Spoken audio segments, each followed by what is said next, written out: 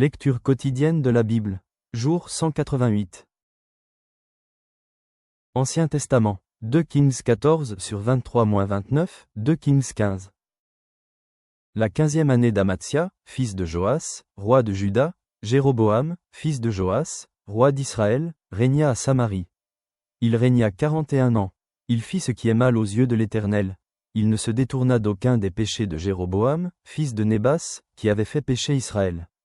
Il rétablit les limites d'Israël depuis l'entrée de Hamas jusqu'à la mer de la Plaine, selon la parole que l'Éternel, le Dieu d'Israël, avait prononcée par son serviteur Jonas, le prophète, fils d'Amittai, de Gath-Hépher.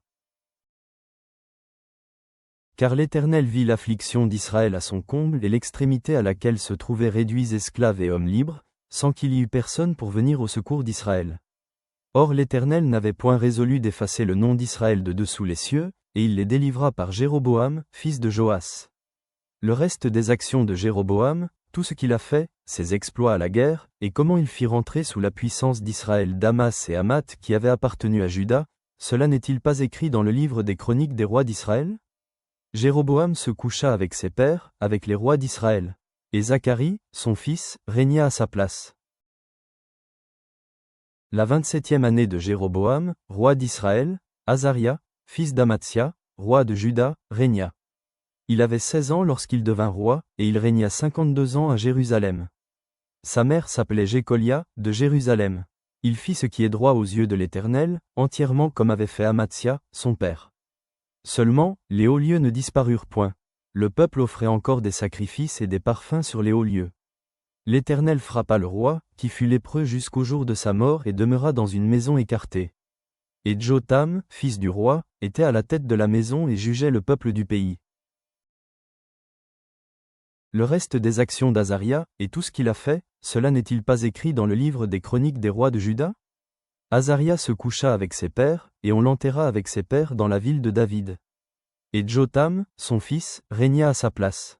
La 38e année d'Azaria, roi de Juda, Zacharie, fils de Jéroboam, régna sur Israël à Samarie. Il régna 6 mois. Il fit ce qui est mal aux yeux de l'Éternel, comme avaient fait ses pères. Il ne se détourna point des péchés de Jéroboam, fils de Nébat, qui avait fait pécher Israël.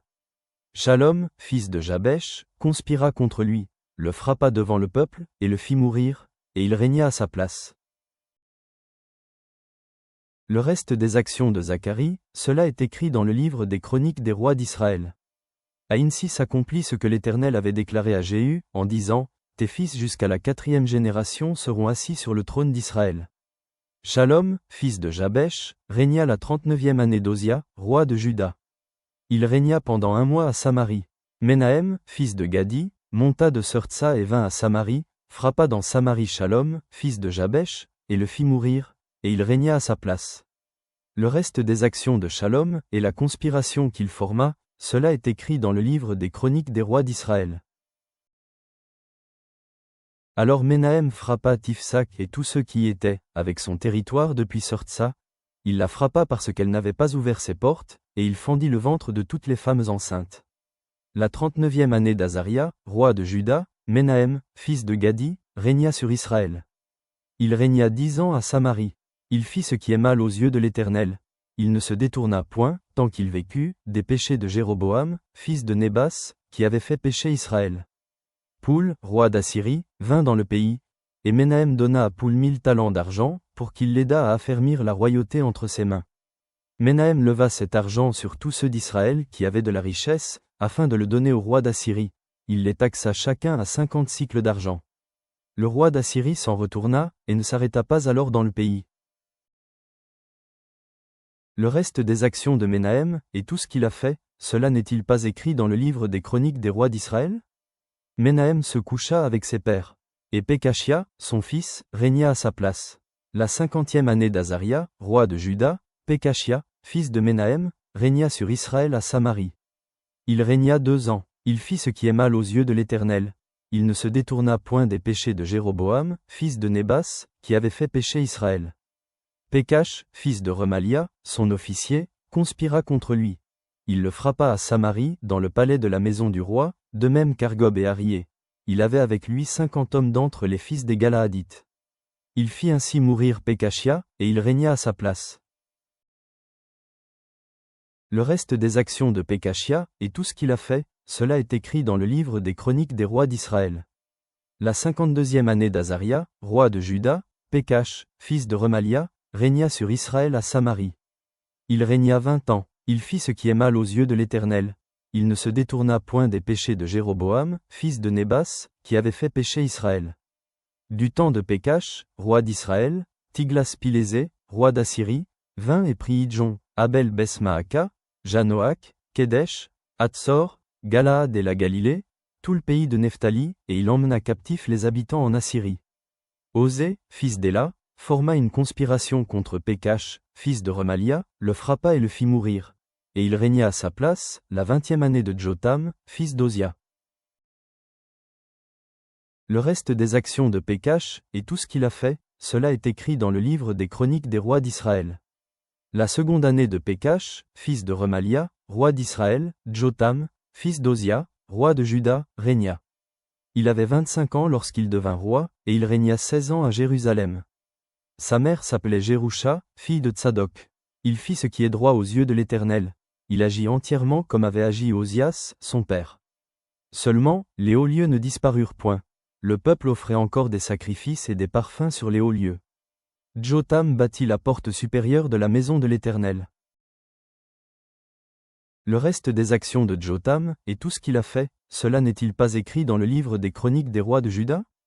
Dans ce temps-là, l'Éternel commença à envoyer contre Juda Rétsin, roi de Syrie, et Pékach, fils de Remalia.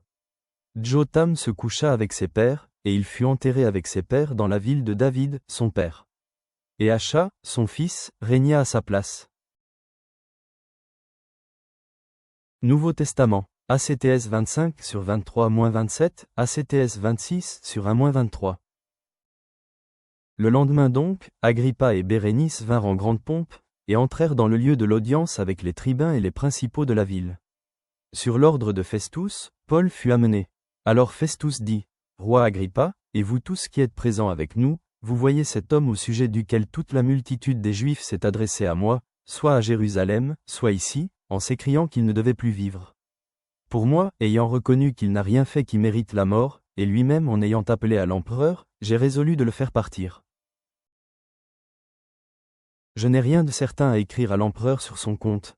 C'est pourquoi je l'ai fait paraître devant vous, et surtout devant toi, roi Agrippa, afin de savoir qu'écrire, après qu'il aura été examiné. Car il me semble absurde d'envoyer un prisonnier sans indiquer de quoi on l'accuse. »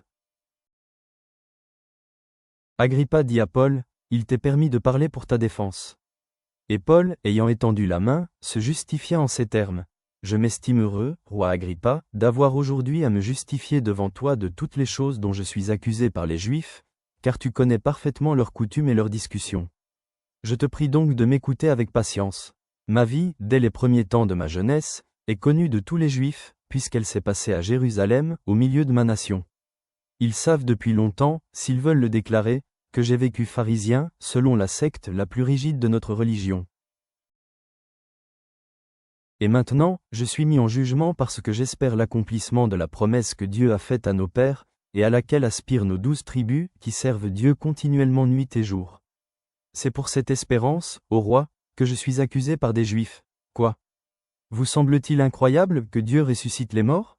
Pour moi, j'avais cru devoir agir vigoureusement contre le nom de Jésus de Nazareth. C'est ce que j'ai fait à Jérusalem.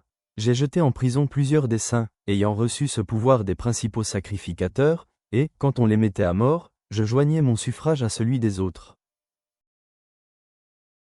Je les ai souvent châtiés dans toutes les synagogues, et je les forçais à blasphémer. Dans mes excès de fureur contre eux, je les persécutais même jusque dans les villes étrangères. C'est dans ce but que je me rendis à Damas, avec l'autorisation et la permission des principaux sacrificateurs. Vers le milieu du jour, ô roi, je vis en chemin resplendir autour de moi et de mes compagnons une lumière venant du ciel, et dont l'éclat surpassait celui du soleil. Nous tombâmes tous par terre, et j'entendis une voix qui me disait en langue hébraïque, « Saoul, Saoul, pourquoi me persécutes-tu? Il te serait dur de regimber contre les aiguillons. » Je répondis, « Qui es-tu, Seigneur ?» Et le Seigneur dit, « Je suis Jésus que tu persécutes. Mais lève-toi, et tiens-toi sur tes pieds, car je te suis apparu pour t'établir ministre et témoin des choses que tu as vues et de celles pour lesquelles je t'apparaîtrai. Je t'ai choisi du milieu de ce peuple et du milieu des païens, vers qui je t'envoie, afin que tu leur ouvres les yeux, pour qu'ils passent des ténèbres à la lumière et de la puissance de Satan à Dieu, pour qu'ils reçoivent, par la foi en moi, le pardon des péchés et l'héritage avec les sanctifiés. En conséquence, roi Agrippa, je n'ai point résisté à la vision céleste, à ceux de Damas d'abord, puis à Jérusalem, dans toute la Judée, et chez les païens, j'ai prêché la repentance et la conversion à Dieu, avec la pratique d'œuvres dignes de la repentance. Voilà pourquoi les Juifs se sont saisis de moi dans le temple, et ont tâché de me faire périr. Mais, grâce au secours de Dieu, j'ai subsisté jusqu'à ce jour, rendant témoignage devant les petits et les grands, sans m'écarter en rien de ce que les prophètes et Moïse ont déclaré devoir arriver, savoir que le Christ souffrirait et que, ressuscité le premier d'entre les morts, il annoncerait la lumière au peuple et aux nations. Proverbes 16/18-27.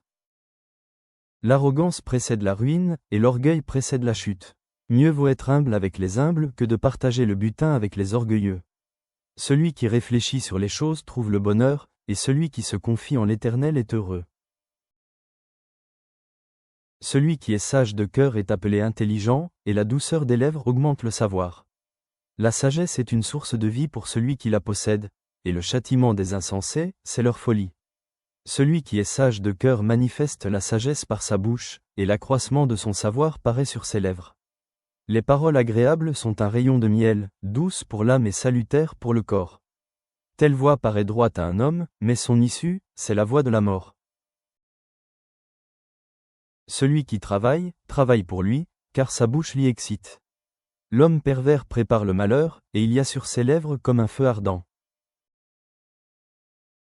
Père céleste, nous nous présentons devant toi, reconnaissant ta souveraineté sur l'histoire, manifestée dans les règnes des rois d'Israël et le témoignage inébranlable des apôtres.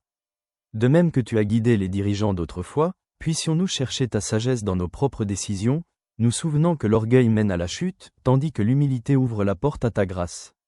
Aide-nous à partager notre foi avec audace, comme Paul, en proclamant la vérité de ton évangile face à l'opposition. Que nos cœurs reflètent la compassion du Christ dans chaque interaction, éclairant le chemin pour que d'autres puissent suivre. Remplis-nous de la compassion du Christ. Amen.